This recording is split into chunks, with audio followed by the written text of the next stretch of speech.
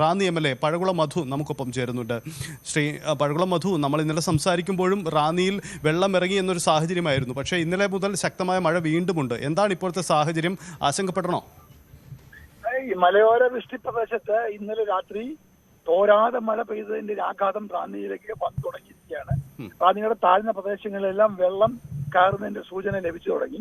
ബംഗ്ലാങ്കടവ്, കിടങ്ങൂർ മൊഴിപ്പാലം, അതുപോലെ അരമനപ്പടി തുടങ്ങി വടശ്ശേരിക്കര പഞ്ചായത്തിലെ പല പ്രദേശങ്ങളിലും വെള്ളം കയറി തുടങ്ങിയിട്ടുണ്ട്. പക്ഷെ എന്നാൽ ഈ കഴിഞ്ഞ ദിവസം ഉണ്ടായ പോലെ അത്ര വലിയ ആഘാതം, അത്ര വലിയ ഇന്റൻസിറ്റിയിലല്ല വെള്ളം വരുന്നത് എന്നൊരു ആശ്വാസം മാത്രമാണുള്ളത്. പക്ഷെ വെള്ളം വരാനും ഈ റാന്നി ടൗൺ ഉൾപ്പെടെയുള്ള പ്രദേശങ്ങളിൽ വെള്ളം കയറാനുമുള്ള ഭീതി ഇപ്പോഴും നിലനിൽക്കുകയാണ്. പക്ഷെ എല്ലാ സജ്ജീകരണങ്ങളും നമ്മൾ തയ്യാറാക്കിയിട്ടുണ്ട്. ആരും ഭയപ്പെടേണ്ടതായിട്ടില്ല. റൂമറുകളിൽ ആരും വിശ്വസിക്കരുത്. മൂഴിയാർ ഡാം ഏറ്റവും ചെറിയ ഡാമാണ്. ഒരു മുന്നറിയിപ്പും ഇല്ലാതെ തുറക്കാൻ സ്റ്റാൻഡിംഗ് ഓർഡറുള്ള ഡാമാണ് മൂഴിയാർ.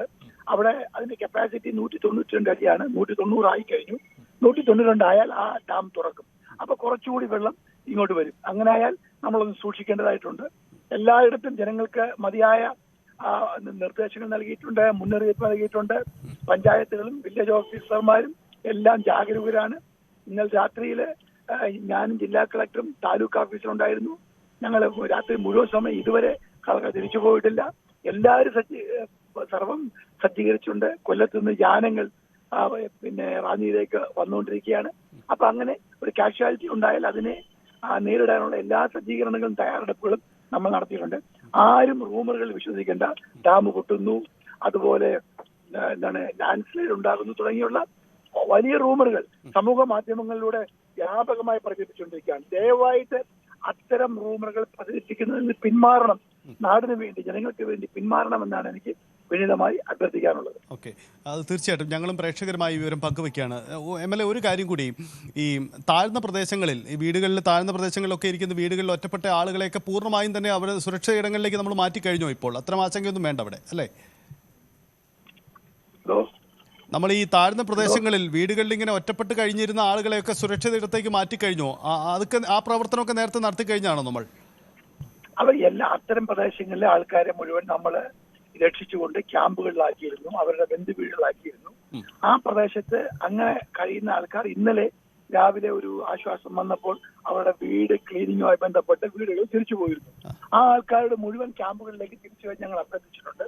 അത് കുറച്ചാൾക്കാർ വന്നിട്ടുണ്ട്. ഇനിയും കുറേയേറെ ആൾക്കാർ ക്യാമ്പുകളിലേക്ക് വരാനുണ്ട്. ആരും ആ ക്യാമ്പുകളിലേക്ക് വരണം. ക്യാമ്പുകൾ പിരിച്ചുവിട്ടിട്ടുണ്ട്. ക്യാമ്പുകൾ അതേ രീതിയിലുണ്ട്. അവിടെ അവർ വന്നാൽ അവർക്ക് ആവശ്യമായിട്ടുള്ള എല്ലാ സജ്ജീകരണങ്ങളും ക്യാമ്പുകളിൽ ഉറപ്പാണ്, റെഡിയാണ്. ആ പ്രശ്നങ്ങളൊന്നുമില്ല. അതുകൊണ്ട് ഇനി ഒരു മഴ വന്നിട്ട് ക്യാമ്പിലേക്ക് പോകാം, അല്ലെങ്കിൽ വീട് മുങ്ങിയിട്ട് പോകാം എന്നാരും കരുതരുത്. അത് ഒരുപക്ഷെ വെള്ളം വന്നില്ലെങ്കിലും, ഇവിടെ വെള്ളപ്പൊക്കം ഉണ്ടായിട്ടില്ലെങ്കിലും, അത് ആൾക്കാര് ഈ നിർദ്ദേശം അനുസരിച്ച് ക്യാമ്പുകളിലേക്ക് തിരിച്ചു വരാൻ തയ്യാറാക്കണമെന്നാണ് ഞങ്ങൾക്ക് അഭ്യർത്ഥിക്കാനുള്ളത്. ശരി, വളരെ നന്ദി. പഴകുളം മധു MLA, റാന്നി MLA ആണ് കാര്യങ്ങൾ പറഞ്ഞത്. എന്തായാലും ഈ സമയത്ത് വ്യാജ വാർത്തകളിൽ ആരും വിശ്വസിക്കരുത്. സർക്കാരിൻ്റെ ഔദ്യോഗിക അറിയിപ്പുകൾ മാത്രം ശ്രദ്ധിക്കുക. ഡാമുകൾ, മൂഴിയാർ ഡാമിനെ സംബന്ധിച്ച് അദ്ദേഹം വ്യക്തമാക്കിയ കാര്യം ഇതാണ്. മൂഴിയാർ ഡാം താരതമ്യേന ചെറിയ ഡാമാണ്. അവിടെ ഡാം തുറന്നാലും പമ്പയിൽ നേരിയ ജലനിരപ്പിൽ മാറ്റം മാത്രമേ ഉണ്ടാവുകയുള്ളൂ. അതിനപ്പുറത്തേക്ക് ആശങ്കപ്പെടേണ്ട സാഹചര്യം ഒന്നും ഉണ്ടാവില്ല എന്നതാണ് അദ്ദേഹം വ്യക്തമാക്കുന്ന കാര്യം. ആറന്മുളയുടെ സാഹചര്യം അദ്ദേഹം വിശദീകരിക്കുന്നു. ഒപ്പം മറ്റു മേഖലകളിലേക്ക്, ചെങ്ങന്നൂർ അടക്കമുള്ള മേഖലകളിലേക്കും പ്രതിസന്ധി വ്യാപിക്കുന്നു എന്നതാണ് സാഹചര്യം. എന്തായാലും ആരും ഭയപ്പെടരുത്, സുരക്ഷിതമായി ഇരിക്കുക, സർക്കാരിൻ്റെ നിർദ്ദേശങ്ങൾ പാലിക്കുക. ദുരന്ത നിവാരണ അതോറിറ്റിയുടെ നിർദ്ദേശങ്ങൾ കൃത്യമായി വരുന്നുണ്ട്, അത് പാലിക്കുക. നമുക്കറിയാം, പല ഇടങ്ങളിലും ഒറ്റപ്പെട്ടു പോയവർക്ക് വൈദ്യുതിയും മറ്റും ദിവസങ്ങളായില്ല. അതുകൊണ്ട് ഒരുപക്ഷെ ഈ വാർത്തകളൊക്കെ എത്തുന്നതിന് തടസ്സങ്ങളുണ്ടാവും. അവിടെ പ്രാദേശികമായ മറ്റ് സംവിധാനങ്ങളുണ്ട്. മൊബൈൽ ഫോണുകൾ ചാർജ് ചെയ്ത് വെക്കാൻ കൂടുതൽ കരുതൽ നടത്തുക. ഒരുപക്ഷെ നിങ്ങൾ ഇപ്പോൾ സുരക്ഷിതമായി ഇരിക്കുന്ന ഇടങ്ങളിൽ പോലും ഒരുപക്ഷെ നാളെ വലിയ വെള്ളം ഉണ്ടായാൽ പോലും നിങ്ങൾ കമ്മ്യൂണിക്കേഷൻ സംവിധാനം കൃത്യമായി പാലിക്കുക. മുൻകാല അനുഭവങ്ങൾ നമുക്ക് മുന്നിലുണ്ട്. 2018 പ്രളയ അനുഭവം, ആ ജാഗ്രതയിൽ നമ്മൾ ഇതിനെ മറികടക്കും. എല്ലാവരും ജാഗരൂകമായിരിക്കുക എന്നതാണ് നൽകാൻ കഴിയുന്ന മുന്നറിയിപ്പ്. സർ, ഇതാണ് സാഹചര്യം. സംസ്ഥാനത്തിൻ്റെ പൊതു ചിത്രം ഇതാണ്. നമുക്ക് ഏറ്റവും ഫോക്കസ് ചെയ്യേണ്ടി വരുന്ന മേഖല ആറന്മുള അടക്കമുള്ള, ചെങ്ങന്നൂർ അടക്കമുള്ള മേഖലകൾ തന്നെയാണ്. ശരി, സജിത്താണ് കേരളത്തിലെ സമഗ്രമായ സാഹചര്യങ്ങളുമൊക്കെ ആയിട്ട് നമ്മളോടൊപ്പം ചേർന്നത്. കൂടുതൽ വാർത്തകൾക്ക് News 18 Keralam YouTube channel subscribe ചെയ്യുക.